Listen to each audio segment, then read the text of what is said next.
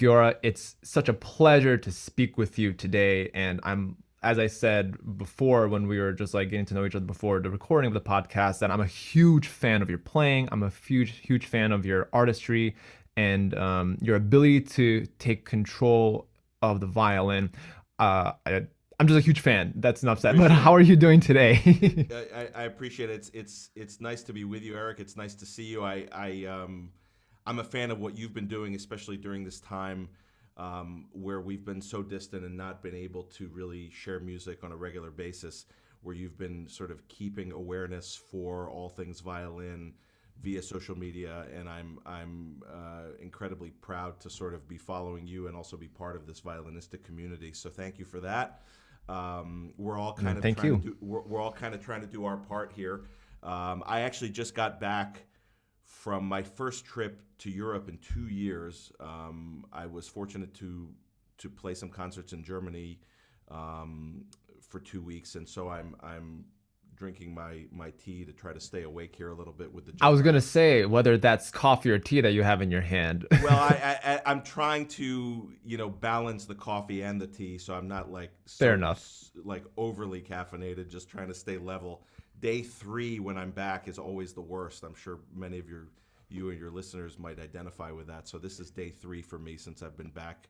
Oh, well, thank Um, you so much for speaking with me. Do you have like like when you're traveling back and forth from continent to continent, do you have like a routine when you come back stateside, like how you adjust to the times change? Because I feel like well, that's something yeah, that artists don't really talk about is the time change, you know? yeah, no, Like they have to be really fresh.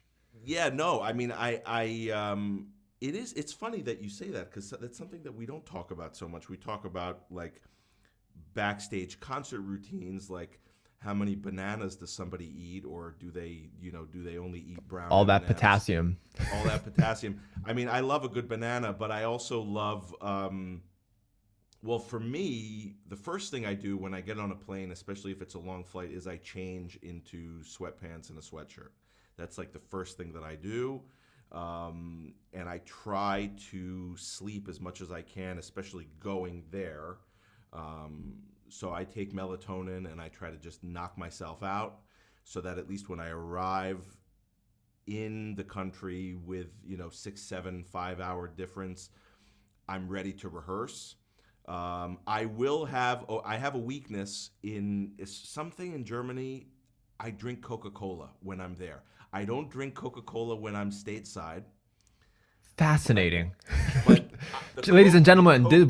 ladies and gentlemen, we're getting into the mind of Giora Schmidt and his backstage routines, his travel itinerary, like his travel routine. This is gold. I mean, and it's funny because that's the one thing I ask. I'm not really like one of these high maintenance artists. Like I need, spaghetti bolognese from X restaurant, at piping hot temperatures backstage. But I will ask for a Coca Cola. There's something about German Coke that I really love the taste of. No disrespect to our good old American Coke, but German Coke, it keeps me sort of functioning without having to hit jet lag too much over there. Because normally we don't have the luxury when we go over to have so many days extra. Because usually once you land, you're going to have to rehearse the next day. If you're, you know, sometimes even the same day. It took me 24 hours to get there now with Corona because there's no direct flight to Frankfurt from New York. So I had to fly through Paris and I missed my connection. So Coca Cola helped me stay stable. When I come back, I love to drink a lot of tea, a lot of fluids, a lot of like warm soup. Like I did like upon arrival, I'll do like I love pho, like Vietnamese noodle soup pho. Man, you're speaking my language right now. Oh, So pho, so good. I hit the pho right when I got back to my apartment. We ordered some pho and um, trying to push through to not fall asleep before 9 o'clock in the evening. That's really kind of the goal. Day three today will be the difficult one.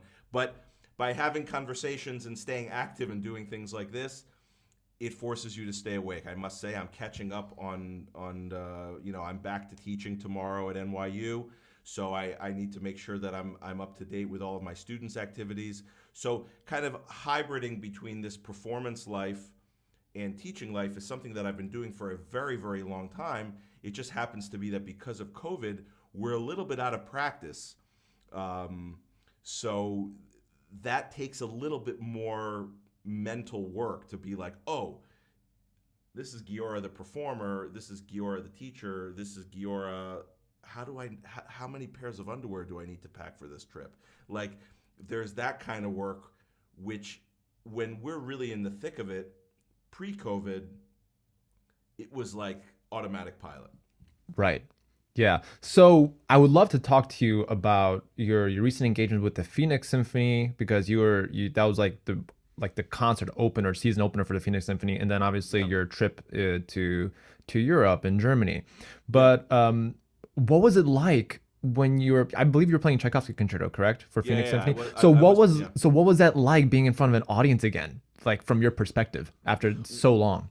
Well, I have to say that it was kind of a surreal experience because you're like, I know these moves, right? I know the moves on the violin. I know the moves of the hotel to the hall to the dressing room to, all of these things. But we're out of practice. And the level of sort of emotional drain um, that it took out of me was something that I didn't anticipate, I have to say. Both emotionally, both physically, mentally. It was, one of those things where you're wanting to give so much to the public that you've missed giving to for 2 years. And that in itself is emotionally draining and physically draining that most artists either aren't aware of or you're not aware of and sort of take it for granted until you haven't done it for a very long time. And it's really like, having not exercised for a long time. And then you go back and start to exercise again and you're like, oh wow, this is not as easy as I thought it was. And so here I was playing the Tchaikovsky Concerto, a piece that I've played countless times, a piece that I know backwards, forwards, frontwards, 3 o'clock in the morning, any time of day. Um, but I was having to pace myself in a new way, like running a marathon in a new way, that I hadn't had to do probably ever. Because the first time that I had played that piece was always, well, the first time I had played the piece with orchestra was always in the context of coming out of it as a student, coming out of it of like working on it, and you're training. The level of training is so high that when you go into the concert, you're just like, boom, this is just the final. It just works. It just works. This was a different story because um, the all of the elements that lead up to the music making um, were not so well oiled like before. And even like, oh, do I remember to take my pre-concert nap? How long of a nap is it going to be? I took a slightly longer nap one day than another day. Is that going to affect how I play tonight versus how I play the next day? It was also incredibly dry, humidity-wise. I'm breaking hairs like gangbusters. The people in the orchestra were saying I to me, believe it. Because who it's so does dry. who does your rehairs? I'm like, it's not the guy who does my rehairs. It's just the fact that we're playing in 20% humidity right now. Right. And so all of these things are like sort of new bullets in a way that are being shot at you while you're having to do this thing that you really know how to do almost rote. And so the one great thing, or sort of a couple of great things, is one, the conductor who I worked with, who is a dear, dear friend called Tito Munoz, who we don't even have to look at each other. We don't even have to talk to each other. With some conductors, you have like the pre-rehearsal meeting. And whenever he and I work together, that's not on the itinerary. We don't have to have the pre-rehearsal meeting. We just go in, first rehearsal, we do it. We don't have Bam, to talk just about like it, that. you know. And he's like, I got you. Don't even look at me. That's great, because when you can just focus on your own mechanics, music making, emotional well-being, pacing, all of the things that are required in playing a massive concerto like Tchaikovsky, which, I mean, it's like 40 minutes, almost 40 minutes, where you're standing up there nonstop. So having somebody like him, and also collaborating with an orchestra that is so happy to be there. And it was really a remarkable feeling of chamber music, like really never before. A lot of times you might hear people say, oh, you know, playing with orchestra is just enlarged chamber music, which it is in the logistical form. But sometimes the vibe on stage is not quite chamber music. This Like, you're really, clearly the soloist, right? yeah, Yeah. yeah. And in this particular case, there was really a camaraderie between. They had a guest concert master, a wonderful guy called Ruggero Alifranchini, who was at the St. Paul Chamber Orchestra for many years. So he brought tremendous experience from what he was doing. The musicians were excited to have somebody like him as guest concert master. They were excited that I was there doing Tchaikovsky. We were doing this, you know, Warhorse program, but they were so happy to hear this music. And everybody on stage was having this sort of feeling that we are so lucky to be here back doing this and playing the music that we love. And I think that the audience, you know, we had this champagne reception after the first night because it was the 75th anniversary of the orchestra. And I had never seen a public in an American orchestra, in an American context, so moved and almost to tears, the people that I spoke with afterwards, that it almost put me to tears. Like, I was just like, this is why we do what we do. And I think post-COVID, or sort of in COVID, post-COVID, however you want to label it, I think that gratefulness for every moment that we have on stage and every moment that we can sit together and listen, that's going to be there for a while. And I think that's a good thing, because nothing is going to be taken for granted anymore. Every note, every minute of preparation that is required to put these great works on stage in front of an audience is going to be sort of squeezed and savored, and the audience will not help but take that in. I'm convinced of it, because if the musicians are giving that, the public feels it. I've been talking to a lot of musicians in my circle as well, and the amount of musicians who are so excited to be back on stage, but also the audiences who are just excited to be hearing live music again, is just like, I can't remember a time, I don't know if you can remember a time, where people in the States going to a symphony orchestra are that excited to be in live performances again. Totally. I think it's great. I think it's great too, and I think there is. Look, there's a reality that, especially here in the States, there is a lot of competition for your live entertainment, and classical music isn't always in the top 10, let's just say. And for a variety of reasons, it's the sheer art form itself can be intimidating. That's a whole other podcast episode right there. That's a whole other podcast. I mean, and it's too expensive, and what do we wear, and what do we eat, and where do we park, and I mean, it goes on and on and on and on and on. But I think that for the first time in my lifetime, in our lifetimes, that we have been associated with this art form. Certainly in this country, I agree with you. I think there is an excitement for wanting to come to the hall that I have never witnessed before. Whereas one of the things that many people will say, for instance, in Germany or in Austria, primarily the German-speaking countries like Germany, Austria, Switzerland, classical music is the music of that society. It's engraved in their culture. It's engraved in their culture. Yeah, right. The houses of the men that we play that are dead are right there.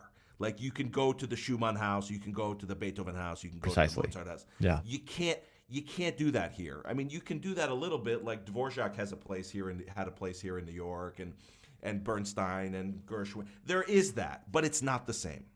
One of the things that I have always noticed, especially in playing in the German-speaking countries, is that people are so used to going to concerts, much more so, I think, and the size of the audiences, whether they're big or small, because there's governmental support very often from the state, is less of an issue than it is in America. You know, in America, True. we need to sell 2,000 seats for a symphony hall in order to make it a successful evening financially. To break even. Exactly. Yeah. And that in itself, as a sort of business model, is very challenging, especially now with Corona, right? Where we cannot have 2,000 seats in the hall filled, right? So I think that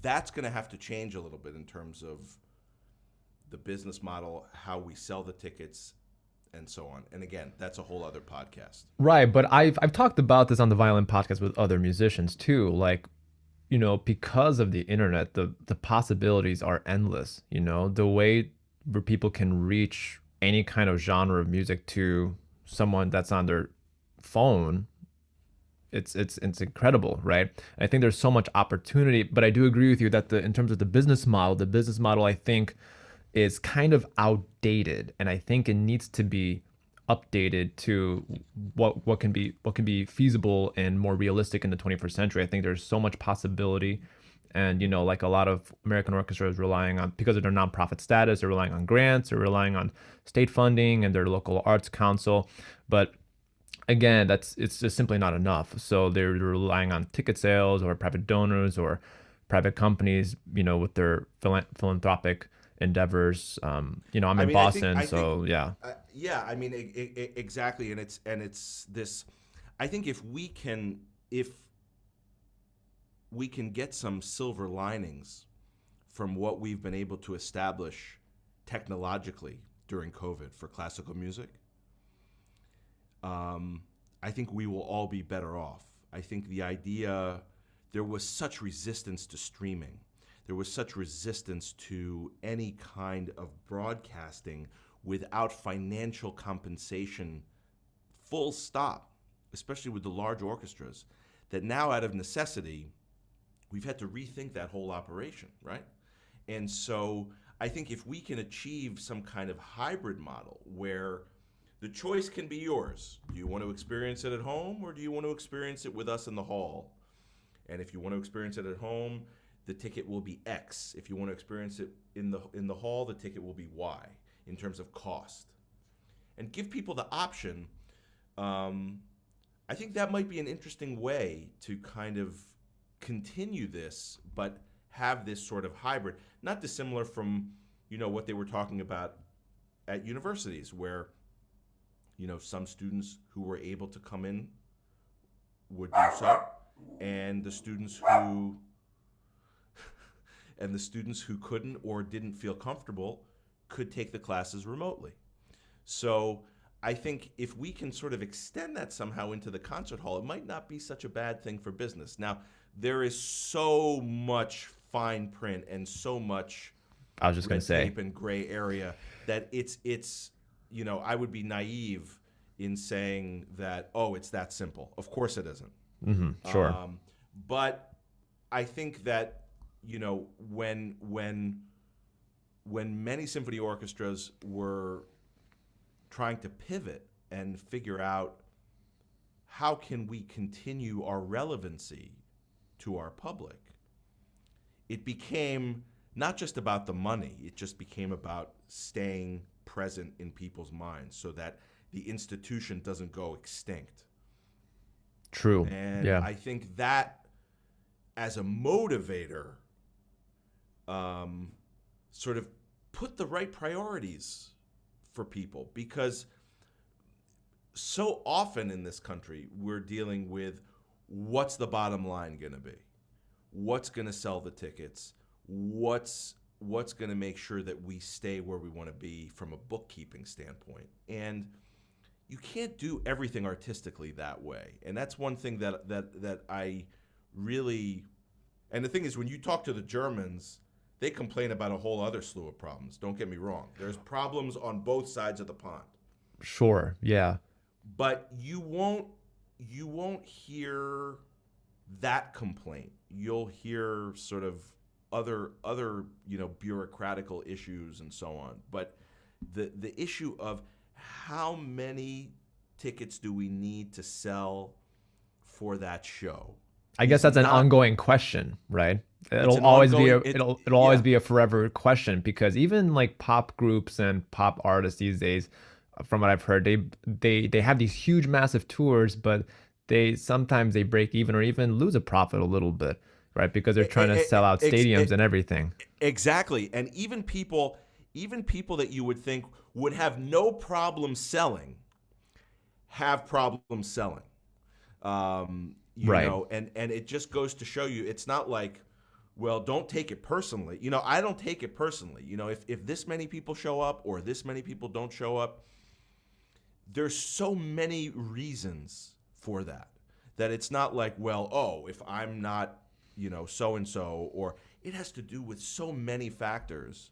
And one of the things that they're talking about in Germany, a dear friend of mine is a presenter there who is being faced with these issues, where they're saying many people don't feel safe yet to come back. Many people are not vaccinated. Many people are just like, you know what? Don't want to risk it. Don't want to risk it. Not on my list of things to do right now. And interesting. That's just the way it is, And this is a country that has over, I think, like 125 symphony orchestras, a country that small. And the halls are empty. The difference is that the state and the regions will support those institutions so that even if the seats are empty, the lights won't be dark. Sure. Which is different than the New York Philharmonic. The New York Philharmonic needs to sell those tickets to make sure that they can pay their bills, even though they have an endowment and all these different, it's a different model. Yeah, and no, it's a very interesting conversation, because I love, talking business and entrepreneurship. And speaking of entrepreneurship, you have collaborated with the person who was a season 2 premiere of the Violin Podcast, Marcelo Gonzalez, and both of you collaborated on this really impressive shoulder rest. And for those of you who are listening, you can't really see it, but I'm going to put a link in the podcast notes, so that way you can take a look at the video of my full review, and also I'll link Giora's website for you to have a look at this shoulder rest. But I want you to talk a bit about how this project of the shoulder rest came about, because this is a very unique product. And it's a very unique product. It's different. I feel like it is definitely you're going for like a niche market for a very specific kind of violin players. I would love for you to speak on this. Well, this is I have one here. It's really unlike any other product on the market, and I'm not just making a sales pitch. I actually use it. The way this started, and again, as we had said sort of when we were just chatting before we were rolling, if you had told me pre-COVID that I would have collaborated on a shoulder rest product for violinists all over the world, I would have been like, you're out of your mind. This started purely from what I think many of you and your listeners can identify with a lot of COVID extra time, and we started to rethink our whole gear operational setup, whether it be rosin or strings or chin rests or shoulder rests. what have you. Because finally you have the time to experiment, right? Either you're like Precisely. on the road, like performing, or Yeah. you're teaching, but now like finally you have the time, like, oh, I can Finally, you have the experiment now. time. So what really prompted it was kind of laziness because with the Zoom teaching, I would grab my fiddle, which is right here on the chair next to me, and I would start to play. And I was too lazy to put on my bar style shoulder rest. In full disclosure, I was just like, let me just grab it and show what I'm talking about, and then I put it back down. And as I'm playing, I'm realizing, wow, this particular fiddle that I play, which is a wonderful old Italian fiddle, really sounds better without a shoulder rest. Now, it's totally different than the opinion that I had when I was playing a contemporary violin prior to this. For about 5 years, I played a wonderful contemporary violin that was built in 2000. That violin, when I tried the same experiment of shoulder rest, no shoulder rest, sounded better with a bar type shoulder rest. Something about the way it clamped on the sides, focused the sound, directed the sound a little bit more. So I didn't think anything of it. I just thought, okay, I'm always going to use a shoulder rest. And I had tried, this brand and that brand. I mean, it doesn't matter, but all kind of the same idea. But with this fiddle, and during COVID, the wake up of it sounds better without anything clamping on the sides. That was like the first light that went on. It's the clamping factor. Mm-hmm. And so I start going down our internet rabbit hole. I'm looking up foams, I'm looking up rubber bands, I'm looking up all kinds of different things. And the first person I called was someone who I consider a friend and mentor, Pinka Zuckerman, who for years has shunned shoulder rests, and he's always played with something under his shirt. Very similar to like Isaac Stern, he did that, right? Very similar to Isaac Stern. In fact, that's where he got it from. Shoulder rests are one of those things that, and I think many of your listeners can identify with this, is kind of passed down from our teachers. Like whatever our teachers have used, that's what we use. It's just one of those things, And so I phoned Zuckerman and I said, so I think I'm joining your club of no shoulder rest. He's like, Mazel Tov.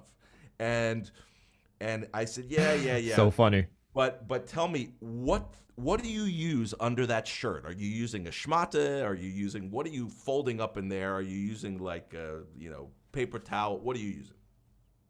So he showed me what he uses, which is like a sandwich of like a microfiber handkerchief wrapped in, the non-slip rug covering. And sure, yeah. And he rubber bands it in two places so it has kind of a little bit of a bend, and it keeps the fold together. And he sticks that under there. That's it. It's maybe 3/4 of an inch thick. So I said, great, thanks a lot. So I tried it, and when I'm, messing around for myself, it's okay, but I knew that when concerts resume, and at that time we were in the thick of lockdown, we didn't know if concerts would resume, but I was like, if I ever play again, a Warhorse concerto like the Brahms or Beethoven, I'm not going to be able to sustain that. I don't have the body type. It might slip underneath your shirt, right? It's fatiguing. When I go up on the G string, I feel tired. All of these different things. So I was like, okay, this is not for me. I mean, for those of you who know how Zuckerman looks, he's a big dude with like big shoulders, and it's kind of, he just sticks it in there and it works. That's not for. I've got a lot of situation here, so didn't work. So then I started looking at foams, and I started looking at different things and layering all these different things. And the problem with that is I found something, kind of a neoprene foam that was the problem with most foams is they compress, right? So where I was looking for something that didn't compress, I found something that got pretty good, but it dampens the sound. I was like not pleased with that aspect of it because I could really hear the difference tonally. And then I'm on a message board. I think on MaestroNet or violinist. Not violinist.com. I think it was MaestroNet actually, which is more for like makers and luthiers, and like it's more like for trade, like really trades. Like violinist.com and that's more for like players and aficionados. MaestroNet is a really good resource for like tradesmen. I see. And a guy posted a photo of an old wooden shoulder rest made in England by a guy called Peter Voigt. And he writes, "Does anybody know where I can get another one of these? Because it sounds great, and the concept was very kind of similar in shape, and it clips just on like two little places, and it doesn't dampen the sound." And I was like, that's very interesting. So at the bottom of this board, Marcelo puts his email. And he says, I have developed a shoulder rest that is kind of similar in shape. If anybody's interested, send me a note. So again, we've got time. It's COVID. Sure. Normally I'd be like, I'll send an email to this guy whenever. It's one of those things that you would end up never doing and whatever. But I was curious, so I reached out to him. And here's where it gets even funnier. He says, yes, I do make these shoulder rests, and I've experimented with different shapes and so on. You may not remember me, but you came to play the Beethoven Concerto with my orchestra in Santiago, Chile in 2007, where I sit principal second violin. And I said, yes, I remember that. The conductor was really not good.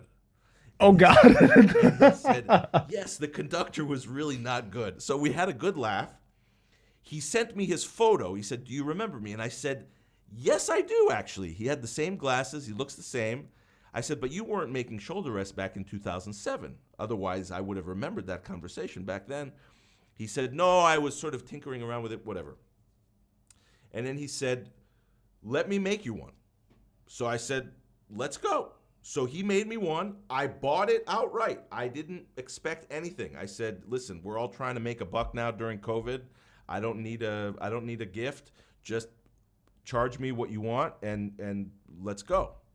So with COVID, so I put one in and I ordered it with him over WhatsApp. Like this is not like a complicated. This is such a great story. I love it. This is like so 21st century. I love it. Yeah, like so I ordered it on WhatsApp. There's he doesn't have a website. He's like one guy, and he's a fiddle player who is good with his hands, We're not all good with our, like I couldn't do this, but he's doing it, right? Right, neither could I. Yeah. Right. So I think I ordered it with him in like February or March of 2021. And by the time I got it, because of COVID, with the delays of shipment from Santiago, Chile, it got to New York like 2 months later or something. It was bananas. I was like, when's this thing gonna get here? If it even gets here. I kind of forgot about it. I'm like, whatever. And in full disclosure, I was really expecting, and I know that all of your listeners have this experience, where we order another toy, we try it for 2 seconds, it goes right in the drawer.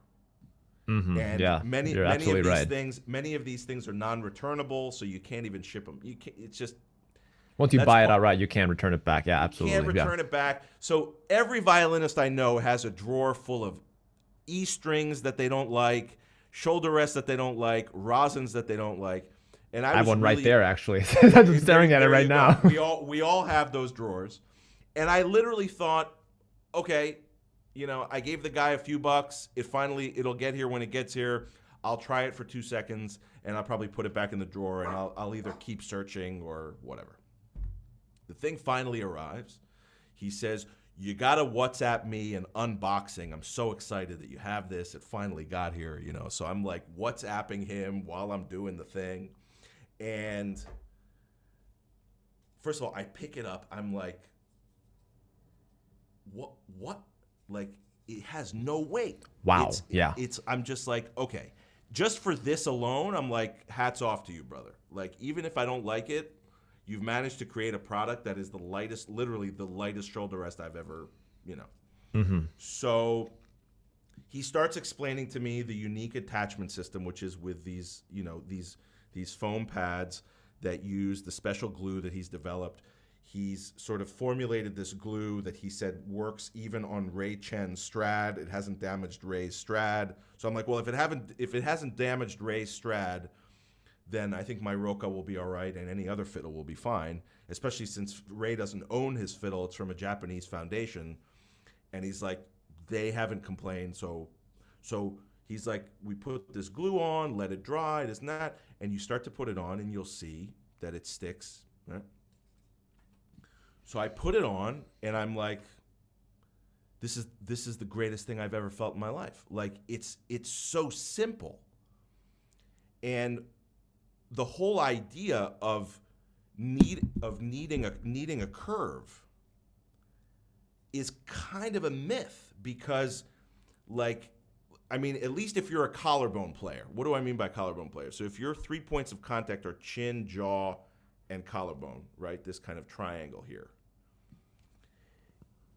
If you were to put the violin on flat, right, you're not going to want it at an angle, right? There's no reason for it to be at an angle. So, and that's something that was so interesting about this shoulder rest for me in particular, because I am a collarbone player. I would say I have a longer neck than you, and for me, it's for the people who are watching this on YouTube, I could put this on no problem, and it sticks on accordingly. I mean, I have to say that it took me maybe a little bit to get the glue on, but once it's on, it's on. Actually, as a matter of fact, I don't have to take it off my violin. I kind of just slide it in my violin bag, and it just stays on. I don't have to. Wow, that's amazing, because my case is rather thin, so yeah. I have to take it off, but I use these just clear sort of covers to protect just from getting done. I haven't reapplied the glue since I started playing this, like May, June, July, August, September, October. 6 months I've been playing with this. I haven't reapplied the glue. Wow, that's interesting. Okay, but literally, like, going back to what I was saying, so if you're a collarbone player, right? So if you put the violin here without anything underneath, notice it's not tilted. Like, there's no tilt. Right, exactly. And so this idea, and when you watch, and I tell my students this all the time, when you watch the great fiddle players, most of which use nothing or a small handkerchief or anything, none of them are tilting their violin. Like Heifetz, Oistrakh, Milstein, everything was all always flat, level, always flat. It's somehow with so this literally just, and I sort of explain this in my videos and sort of trying to educate folks about this, is it just acts as a riser. So you're taking the ribs that would be this thick, and I've now made them this thick, so now you can just sandwich this thing right into you, and nothing changes, because you're keeping the same flatness that you would want to have anyway. Right I agree. And also, you're someone who plays with the jacket on, right? Yes, I do play with a jacket. So, all of a sudden, for all the people who play with a jacket on, the jacket on stage also adds a little bit of cushion too, and it adds on top of the shoulders. So, Absolutely. when you're practicing at home, I think oftentimes, and maybe you can comment on this with your students, but students don't practice with their their concert attire all the time. So all of a sudden they go on stage, it doesn't feel right. That you're absolutely right, and it's funny that you say that, because I was talking about this with one of my male students just a few weeks ago, who uses another shoulder rest. He uses the Pirastra Korfka rest, which is a fine rest. That's the one where you kind of put in the microwave and you can bend the wood, and the previous version was the microwavable version. I think they have since made the wood bendable without needing to heat it. Oh, I see. I know that was their shtick in the beginning, that you have to like microwave the thing, which is like, people are asking me about having it being weird putting glue on this thing. I think it's weirder having to microwave your shoulder rest. but that's a whole other discussion. There's got to be some kind of pitch, you know, or Yeah, else it wouldn't be unique. yeah, maybe they were in cahoots with Whirlpool or General Electric to like to sell more microwaves. I don't know, but he uses the Parastrokorfka rest, and he likes it. And I'm not trying to, of course, he did ask me what this is. He doesn't want to change it, but what we are changing, because what I'm noticing in his use of that is he has the thing so bent that the violin is really quite tilted like this, and it's affecting his bow direction. So Interesting. Yes. why am I bringing this up? I had him wear a blazer the other day in the lesson. I said, you know what? I'm like racking my brain here. And I, it's funny that you mentioned this, because I said, I think we need to change the tilt, and I want you to bring your blazer to your lesson, and we're going to take that into account for how you need to practice with it. Because I don't want to change your tilt, and then you're going to put a jacket on, and it's going to then change it again. So I want you to get used to something for when you wear your jacket for orchestra concerts. That's how it's going to feel. And he looked at me like I was from the moon, because he was like, wow, I've never had a teacher want me to like bring my concert clothes to the lesson. I was like, we got to think outside the box here, because Sure. your angle is so much like this that I can't get him to play like flat hair to draw the sound. So everything is like this.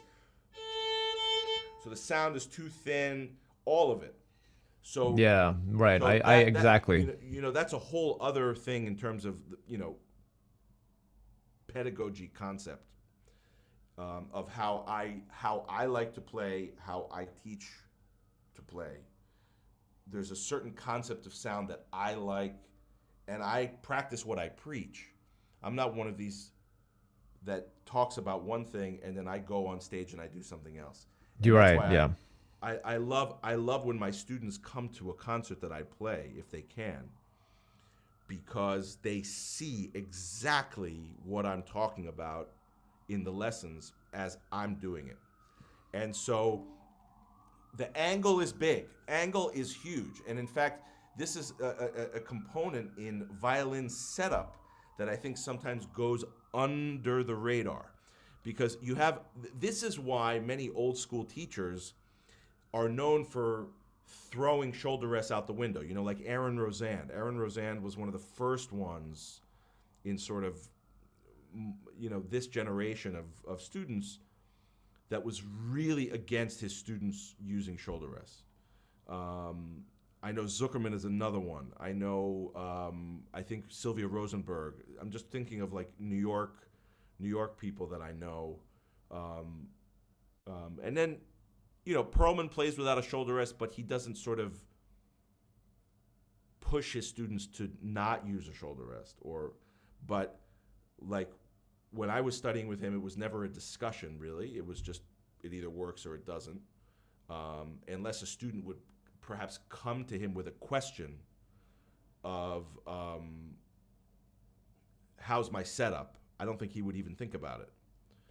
I think, yeah, you bring up a lot of interesting points, especially, with the shoulder rest and setup. And I teach very similarly to you. I mean, I don't have like collegiate level students, but, I specialize in a lot of beginner students. So I emphasize to the parents who are working with their kids, this is important. This foundation of holding the violin, like I have to spend a couple of years just reversing that process if you learn it wrong the first way. You're absolutely right. Yeah, You're absolutely right. And I think it's in a way more imperative when you're studying as a youngster, that concept of setup, because then, let's say as you get more proficient and you graduate to a more advanced level and a different teacher,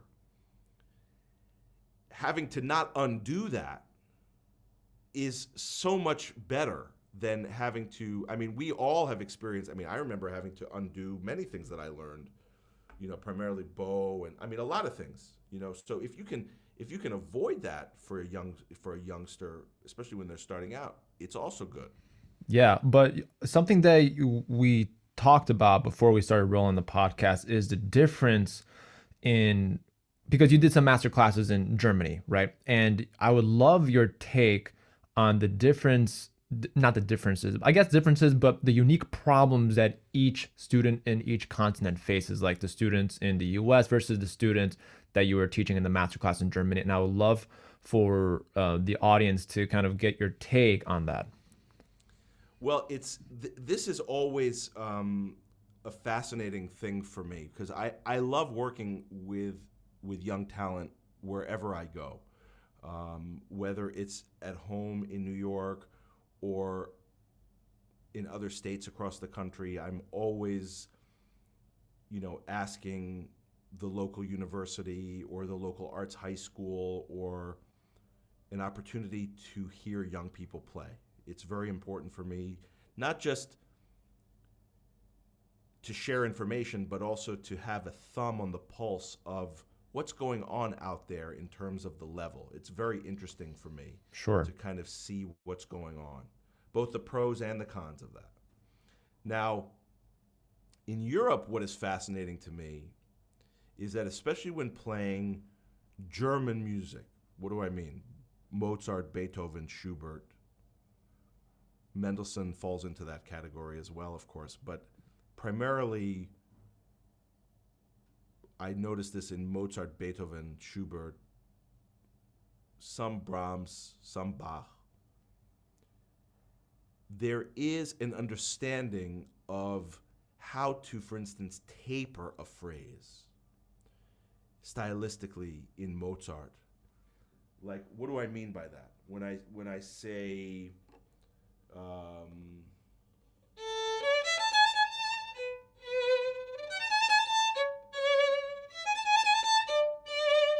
so that you don't go, meaning do you go directly into the note or do you taper away from that, the end of the phrase? Right. That finesse is Right. clear.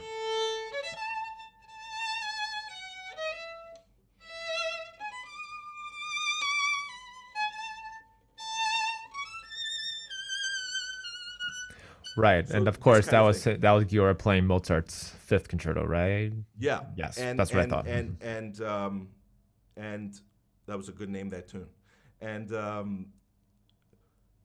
I find that working with a student that has studied, whether they are German natively or have studied in a German-speaking country for a long period of time. I'll give you an example. I heard one very talented Israeli young man, but he's been studying in Germany since he was 15. He's now 22.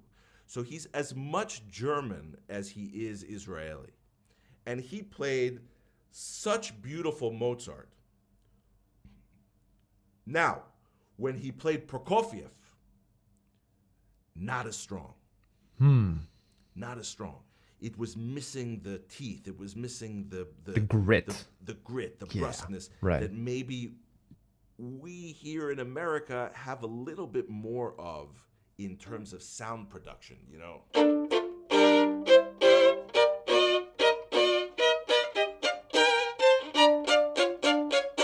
This kind of sound. I have to say That's though, yeah. your gripping of the string is so impressive. By the way, if anybody of you are watching on YouTube, that's what I try to teach my beginners, to get that pinky bend. Yeah, The pinky and the thumb, man. That's all it is. that stems from coller, which coller in French literally translates to glue. It's a sticking that you can, and I call coller kind of the seed of the tree, because if you can plant that seed with that stickiness, then you can expand it to détaché, martelé, staccato, spiccato, sautiller. All these different things stem from this kind of control and flexibility, and I talk about it with curling your fingers and bending your thumb. You create this letter C in profile. That C equals cushion, C equals control, C equals catching. All of those things is a great way to sort of remember this. So But why am I bringing that up? Because the refinement of, and it has to do with value system on either side of the pond. Whereas in Germany, there is less of a priority, I find, in terms of big projective sound. Projective sound meaning sound that can carry into the back of the hall, like 2,000-seat American Symphony Hall kind of thing. And it's kind of, I connect it a little bit with Broadway, like meaning musical theater, right? I have a lot of friends in Broadway musical theater and actors and so on, and they always talk about projecting to the back row with their speech, their enunciation, their diction, and so on. And I think for us as instrumentalists in America, there is a little bit of that value system as well that is taught certainly in what we associate kind of the Northeast New York training school. And that filters into a little bit of your neck of the woods in Boston and a little bit down south in Philadelphia. But it's this kind of the Northeast I-95 kind of sound. That I-95. That I-95 right. Now, the I-95 sound. We'll coin that. We'll coin that, the I-95 sound. Now, the Germans don't like the I-95 sound. They think we're aggressive. They think we're nasty. They think we honk and squeal and curse and do all these things. We're inelegant, us Americans, on the I-95. Mm-hmm. And in some ways, they're not wrong. But for me, the best is this hybrid. Can you do both? Can you pull out the grit when you need it for the repertoire? But can you taper the phrase in a Mozart or a Schubert? And can you incorporate, sometimes I was working with somebody on Schubert where they were playing with such a wonderful sort of tenor sound all the time that I said, you know what's missing for me in your Schubert is a little bit of bass and baritone. That I was losing this, and the young man said to me, you know, you're absolutely right. He says, this is something that I've been struggling with. And I said, you know what? It's technical. Because you're not playing with your full palette of sounding point. They play very often here, you know. Very close to the fingerboard, right. Mm-hmm.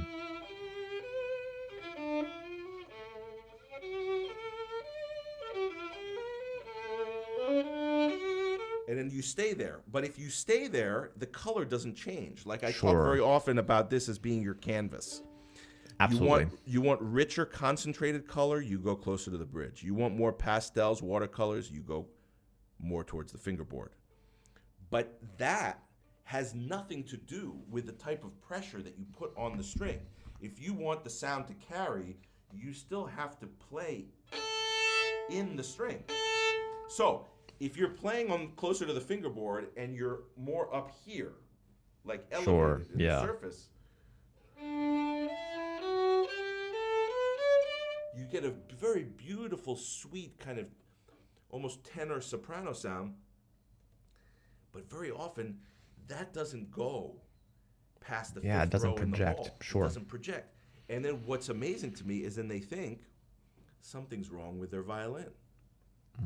They need a different violin. Mm-hmm. But it's not true. You know how much money I've saved people? saying I bet you saved a lot of money, millions. saying, if we just work on your barm, I just saved you at least $250,000 in trying to find something Italian that's a little bit louder. Like right there. You don't need it. You that's don't true. need it.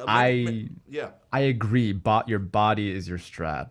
100%. Oh, your body's your Strat. See, you should make that into a T-shirt or a bumper sticker. I'm afraid I stole it from someone. There was another educator who runs a program. Your body is your Strat. So I got it from her. Fine. But I like it. I like it. You should collaborate maybe on making like some new hats or T-shirts or something. Yeah, I mean, definitely.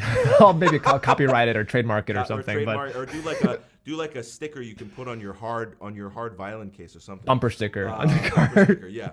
But I think that that's for me what I observe. Sure.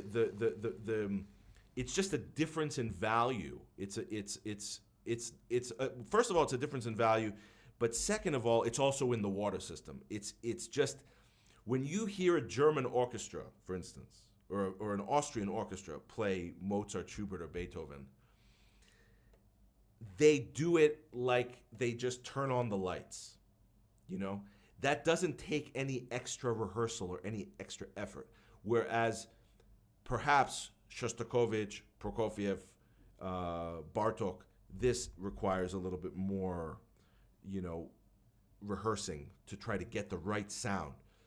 Here, you can have a much easier time for certain people playing Shostakovich, Bartok, Prokofiev, things like this. But if you try to hear an American orchestra play a Schubert symphony really well, that almost never happens. That is really, and that has to do with the DNA of the education here, the sound concept, the sound value system. We just don't grow up with it in the same way. I mean, young German students, they hear that sound from when they're little, before they're born. So they know that Mozart has to sound like this and Schubert has to sound like this. You can't just whack it. You know, Absolutely. Here you have very talented players, but they don't grow up with it in the house the same way. It's just the way it is. You know, it's the same way why certain food tastes differently over there than over here. But when they come here, you know, they want to go to McDonald's, and when we go there, you know, we want to eat a nice Wiener Schnitzel. You know, it's the same thing. So but it's all good, and that's why I think the sadness a little bit is the market is getting more and more divided, and COVID isn't helping that, meaning that you have European artists staying in Europe and American artists staying in America, and there is the Atlantic sort of divide that unless we have more of these occasions to exchange ideas and to really, it's not enough just for a German orchestra to come on tour to America. They need to go into the conservatories and work with the students and talk to them about why they play differently and how they do it technically. There's a technical way to articulate why it happens. It's not just, well, because we drink Viennese water or Munich water and you guys drink New York water. Sure. It's not teachable. It is teachable. I agree. It is. Because when I talk to them the other way about how to curl their fingers, bend their thumb, and lean into the string a little bit more and trust that the string is flexible, nothing bad is going to happen if you exercise a little bit more weight into the string, but that you have the control to taper it and do as such. And their eyes light up. They're like, oh my gosh, I didn't even know I have that kind of control. I completely agree with you on all fronts. But as we approach the end of our time together, I want to thank you for offering your knowledge to our listeners. But I asked this question on every single Violin Podcast episode and to every single guest. What should, I don't even know how to ask a question. This is why we edit, Giora. Editing is the best. Editing is the best. What can you say to the conservatory level student who's listening to this, getting value out of this, and they're in conservatory, they're not really sure of what the musical landscape is going to be when they graduate, or there are kids who are auditioning for conservatories and, you know, they're making a huge decision in their life. What can you offer that listener, that violinist who's listening today?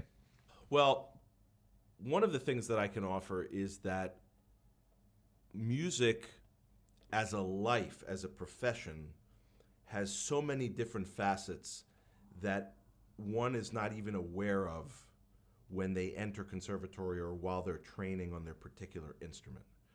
This is something that I have become more and more aware of the longer I have been involved with the violin, in music, in performing, in teaching, in sharing, that I think that the knowledge of how to be proficient on an instrument can sometimes be looked at as an entry point, not the final destination. Because what I think and what I see with people who have proficiency on an instrument. Now, what I mean by proficiency is it doesn't necessarily mean that they have to be professional on the world's great stages.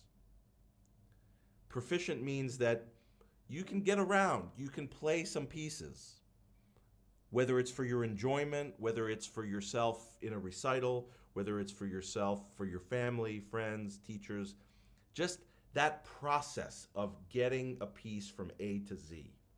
That is what I consider proficient on an instrument. That as an entry point into a world of music where you are surrounded by musicians who are some of the most interesting humans on earth just by nature, because we do this thing that not a lot of people do. And so our brains have to develop in a particular way that don't develop like other people's. So to be around those people, but to help make that world exist, meaning administratively, technically, pedagogically, musically, performance-wise, there's so many elements. There's managers and administrators and recording engineers and coaches and conductors and travel agents. And there is so much that our music world needs to survive. This is what the end user doesn't always understand or realize, and what many parents don't always realize when they're sending their kids to these potential places. And they're very expensive, especially in this country. In Germany, it's less so. I tell a lot of my students when they finish undergrad here and they want to go to grad school somewhere, I say, look at Europe. It's much cheaper, and you get a whole nother perspective that's not bad. That's one thing that I actually, if I could do it all over again, I would do some grad school in Europe. I would, because it's like both sides of the brain kind of thing. But I think studying an instrument as an entry point into this world of music, not to think so much of, will I get a job in XYZ orchestra? Or will I get a job teaching in ABC University? I think that's too limiting. And in fact, sometimes not that interesting. I think that one of the things that I've really enjoyed during this COVID time is diversifying, whether it be a shoulder rest project or whether it be reaching some students that I wasn't able to before because of Zoom, and having a conversation with somebody like you, where if we were to have to do this in person, it would be a logistical, not a nightmare, but it would be much more complicated, right? Sure. Although I hope I get to meet you in person. I get to have another conversation with you in person. We will, whether it's in Boston or New York. It's a date. Okay, you got it. We got to put it on the books. But I think that one of the most sort of heartwarming things that I see is sometimes students that I've encountered that have figured out how to have the violin be a part of their life, but not part of their income earning life. And that can mean so many different things that the rest of it is impossible for me to answer. But what I will say is that if you view it as an entry point into a most interesting and fascinating world, rather than a means to put bread on the table only, I think you will discover things of how music can be a part of your life and be such an incredible and loyal friend. And it informs other aspects of your life that you don't even realize until many, many years later. Ladies and gentlemen, that was Giora Schmidt, American, New York-based violinist. Thank you so much. Really, really appreciate it. I'm going to leave all of Giora's links, social media, website, and also to the ultralight, is it ultralight G model? Yeah, ultralight G model. G model ultralight. Yeah. G model ultralight. Yeah, I got the words backwards, but yeah, G model ultralight in the description below, so you can, again, I'm not getting sponsored for this. I believe in the product. I use it every day since I received it in the mail. So yeah, go check it out. Watch the YouTube videos, and Giora, it's been a pleasure. I hope that I always promise all the guests that I'm gonna definitely, hopefully, make some kind of crazy trip to meet all my guests in person, and then have do the interviews again in person. So, yeah, but we'll have to have like a big ass pizza party or something. Oh man, oh yeah. I mean, I'll go to New York for pizza any day. So, anyways, thank you so much, and thanks again for coming on the Violin Podcast. Really appreciate it. My pleasure, Eric. Have a good rest of your week.